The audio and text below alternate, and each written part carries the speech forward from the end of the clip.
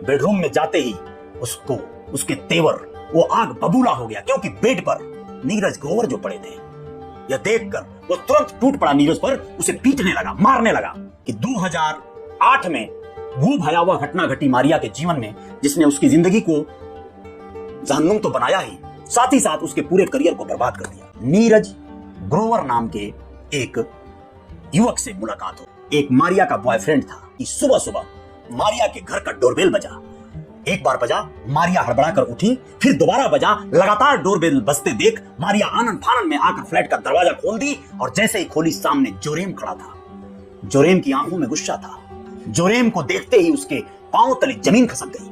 अब क्या था, मारिया को साइड करते हुए, दरकिनार करते हुए वो सीधे अंदर दाखिल हो गया। दाखिल होते ही मारिया हड़बड़ा कर उसे रोकने की कोशिश की, लेकिन वो रुका नहीं, बेडरूम तक पहुंच गया।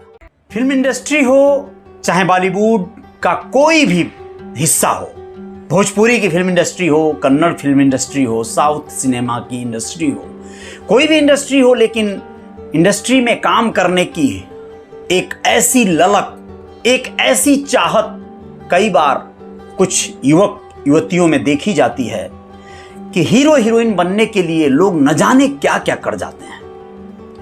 आप लोगों को बता दें कि छोटे से छोटे कोई शर्मनाक शर्तों को मान लेना या किसी तरह से बड़े समझौते कर लेना, कई बार बड़े से बड़े क्राइम कर जाना भी लोग नहीं चूकते इससे, और फिर अपने जिंदगी में जहर भरने का काम कर लेते हैं, जो कि उनके उस ख्वाब, उस ख्वाहिश को पूरा करना तो दूर की बात है, उनकी जिंदगी को दोजख बनाने का कार्य कर देता है। नमस्कार, अजय साहनी स्टार हूं मैं, और रियल रिपोर्टर न्यूज स्टार पे आज मैं एक ऐसे कन्नड़ अभिनेत्री की बात करने जा रहा हूं जिसकी कहानी, जिसकी दास्तान सुनकर हर कोई कांप उठा था। जी हां, बात कर रहा हूं मैं मारिया नाम की एक कन्नड़ एक्ट्रेस का, जिसका बचपन बहुत ही साधारण परिवार में हुआ था, जिसकी पैदाइश हुई घर में ज्वाइंट फैमिली थी, चाचा, पिता, माता, सभी लोग। यह जैसे जैसे बड़ी होने लगी, इसे फिल्मों में काम करने की चाहत या स्कूल में अभिनय करने की ललक बढ़ गई, जो चीज इसके परिवार को बिल्कुल भी नागवार गुजरती थी। परिवार के लोग चाहते थे कि ये पढ़े लिखे, ठीक ठाक हो, ये फैशन करने लगी थी, ऐसे मॉडलर कपड़े पहनने लगी थी, जिसे देखकर परिवार के लोगों को अच्छा नहीं लगता था। जैसे ही ये टीन एज में गई, बड़ी हुई, इसकी ख्वाहिशों ने इसे पंख लगाए, और ये जल्द ही अपने जो पुश्तैनी घर था, परिवार था, उसे छोड़कर बेंगलुरु आकर रहने लगी। बेंगलुरु दोनों अगल बगल की सिटियां हैं। आप लोगों को बताएं, यहीं से इसने शुरू किया कुछ प्रोड्यूसर्स, डायरेक्टर से मिलने का, और फिर क्रम जारी रहा। सन 2002 के आसपास की ये बातें हैं, जब उसे फिल्मों में कुछ काम मिलना शुरू हो गया, और धीरे धीरे इसने कुछ कन्नड़ फिल्मों में काम कर लिया। अब इसकी ख्वाहिशें और ज्यादा परवान चढ़ने लगी, क्योंकि कन्नड़ फिल्मों में काम तो किया, लेकिन कोई हिट फिल्म अभी तक इसकी नहीं आ पाई थी। अब इसे किसी ने मशविरा किया कि तुम क्यों नहीं बॉलीवुड में हाथ आजमाइश कर रही हो। यही सोचकर इसने 2008 के आसपास मुंबई का रुख कर दिया। मुंबई में आई जब मारिया, तो यहां पर उसने ऑडिशन देने शुरू किए। कई बार ऑडिशन में सक्सेस न मिली, इस वजह से वो बड़ी निराश भी हुई। तभी उसका आना जाने के दौरान ही बालाजी टेलीफिल्म्स में कार्यरत नीरज ग्रोवर नाम के एक युवक से मुलाकात हो गई, जो कि कास्टिंग और प्रोडक्शन डिपार्टमेंट से ताल्लुक रखता था। उसने मारिया को मदद करने का भरोसा दिलाया, जबकि जोरेम मैथ्यू नाम का एक मारिया का बॉयफ्रेंड था, जो कि उस समय पुणे में लेफ्टिनेंट कर्नल पद पर पोस्टेड था, इंडियन आर्मी में। जी हां, जोरेम मैथ्यू आर्मी सर्विस में था। वह पुणे में पोस्टेड होने के नाते मारिया से हमेशा संपर्क में बना रहता था। आप लोगों को बताना चाहेंगे कि 2008 में वो भयावह घटना घटी मारिया के जीवन में, जिसने उसकी जिंदगी को जहन्नुम तो बनाया ही, साथ ही साथ उसके पूरे करियर को बर्बाद कर दिया। क्या हुआ था ये बात है उस समय की जब अप्रैल के अंतिम दिनों में मारिया ने यह फैसला कर लिया कि उसे अब मुंबई में ही शिफ्ट कर जाना चाहिए, जिस वजह से उसे बार बार आने जाने की झंझट खत्म हो जाए। उसे नीरज ग्रोवर ने भी यह मशविरा दिया था कि मुंबई में ही रहो और यहां रहोगी तो ज्यादा काम मिलने की संभावनाएं बढ़ जाएंगी।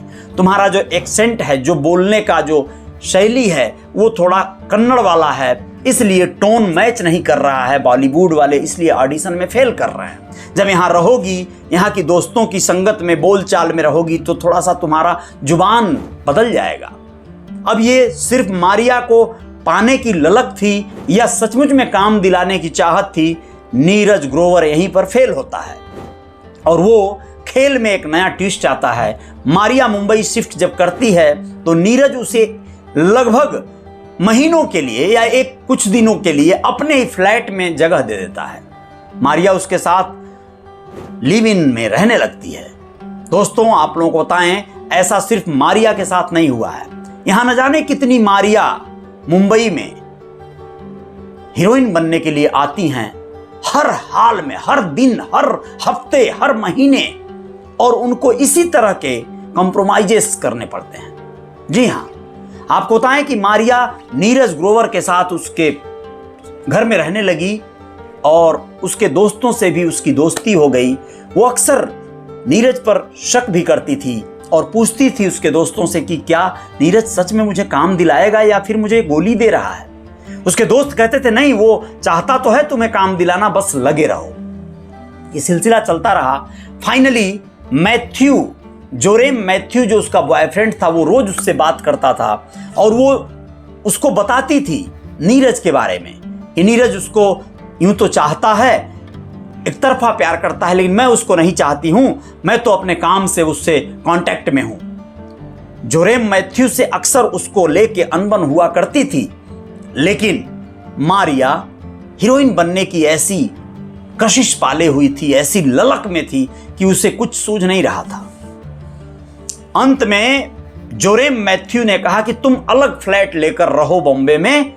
तो मालाड में एक सोसाइटी में इन लोगों ने फ्लैट देख लिया और वो दिन आ ही गया जिस दिन एक बड़ी घटना घटी दोस्तों। जी हां, वो दिन था 7 मई 2008 की रात को।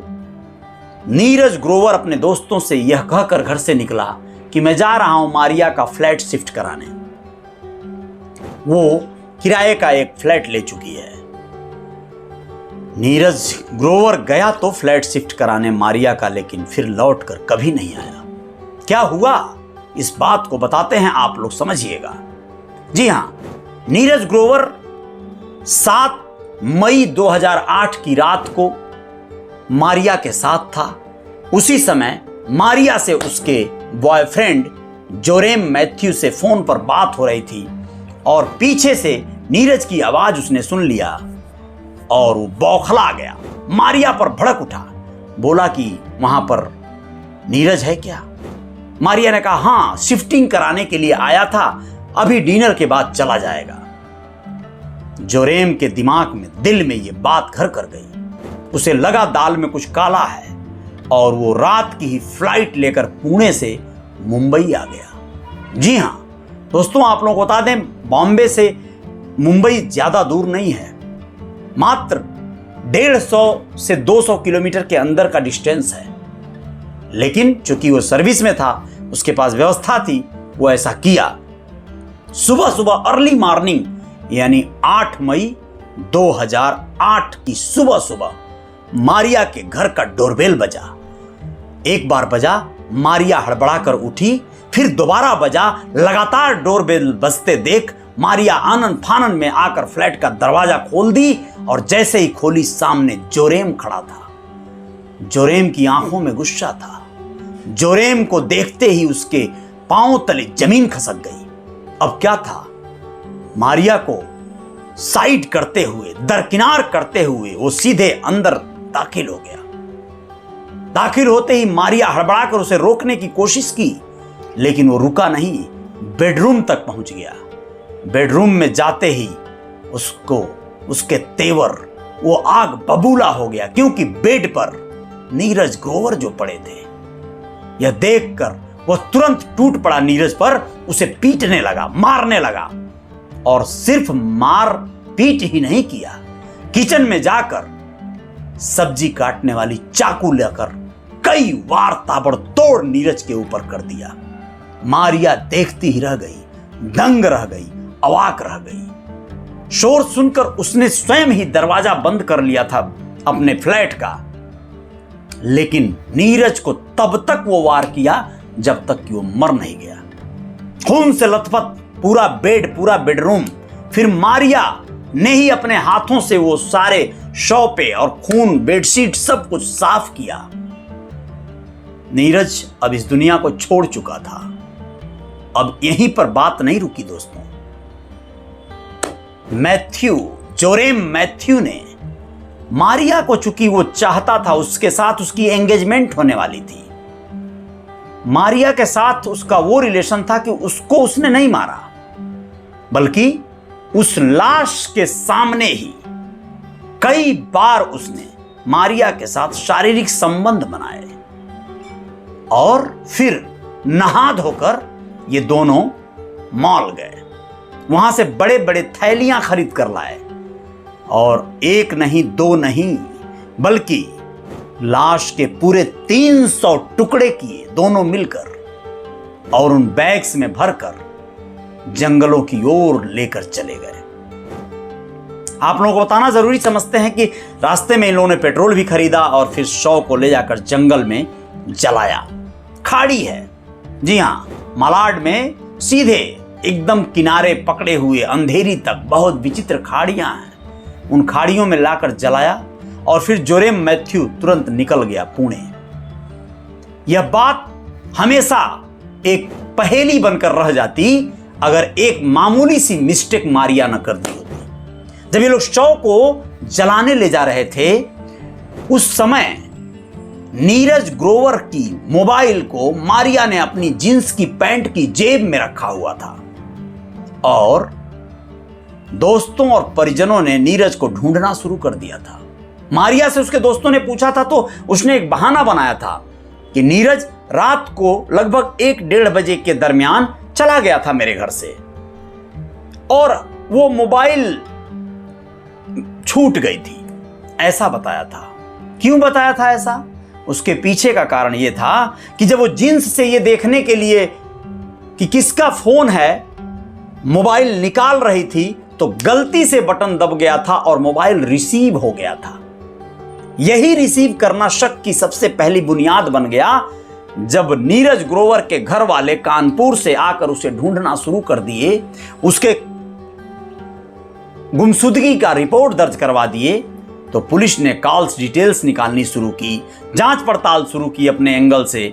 मारिया पर सबसे पहले शक गया और जब मारिया से सख्ती से पूछताछ हुआ तो जोरेम मैथ्यू का भी नाम आया। जोरेम मैथ्यू से जब पूछताछ हुई तो उसने कहा कि मैं अपने आर्मी हेडक्वार्टर गया था।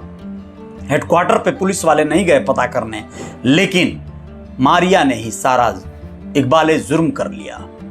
जी हां, कबूल कर लिया उसने, सारी कहानी और दास्तान बताई। फिर उसके बाद क्या हुआ? मारिया को साक्ष्य छुपाने और इस मर्डर में लिप्त होने के कारण मात्र 3 साल की सजा सुनाई गई, जबकि जोरेम मैथ्यू को 10 साल की सजा। इसके खिलाफ तमाम प्रोटेस्ट हुए, तमाम इंडस्ट्री के लोगों ने मारिया को और सख्त सजा देने के लिए प्रोटेस्ट किया, आंदोलन किया, लेकिन क्या होता? कुछ नहीं। जजों की बेंच ने उसे 3 साल की सजा तो सुना दी। बाद में पता यह भी चला था कि बिग बॉस में उसे बुलावा आया था, जबकि वो खारिज करती है इस बात को कि नहीं, ऐसा नहीं हुआ था। और तमाम बातें हैं। मारिया धीरे धीरे गुमशुदगी की उस पूरे अंधेरी नगरी में कहीं खो गई। तो आप क्या कहेंगे इस खबर को सुन के? क्या ये परिणाम सही था? क्या ये अंजाम सही था? जिसने भी जो किया, क्या वो अपनी जगह सही था? मुझे लगता है सब गलत थे, सबने गलतियां किया। समय के साथ सबको सही निर्णय लेना चाहिए था। क्या नीरज ग्रोवर उसे बहला रहा था, उसे यूज करना चाह रहा था? सिर्फ इतना ही मकसद था? क्या मारिया नीरज ग्रोवर को यूज कर रही थी? क्या उसके ऊपर निर्भर होना ठीक था? क्या अपने कला में इंप्रूवमेंट के जगह पर किसी के कंधे पे बंदूक रख के चलाने से ही हमारी निशाने सज जाएंगे क्या? जोरेम मैथ्यू जो कि अच्छी खासी सैलरी पा रहा था, अच्छे खासे पोस्ट पे था, उसे क्या ऐसी लड़की के लिए इतना बड़ा क्राइम कर देना सही था क्या? खैर, प्यार और इश्क में न जाने कहां कहां क्या क्या लोग कर बैठते हैं, कहां कहां चले जाते हैं। लेकिन आप लोग सावधान रहेंगे, सजग रहेंगे। आशा करता हूं कि ये वीडियो आप लोगों को सही लगी होगी। बॉलीवुड और हॉलीवुड और तमाम ऐसे वुड में ऐसी बातें होती रहेंगी और हम आपको उसको लेकर आते रहेंगे, बताते रहेंगे, जगाते रहेंगे। जय जयकार जारी रहेगी। बने रहिएगा मेरे साथ, आएंगे कुछ और खबरों के साथ। नमस्ते।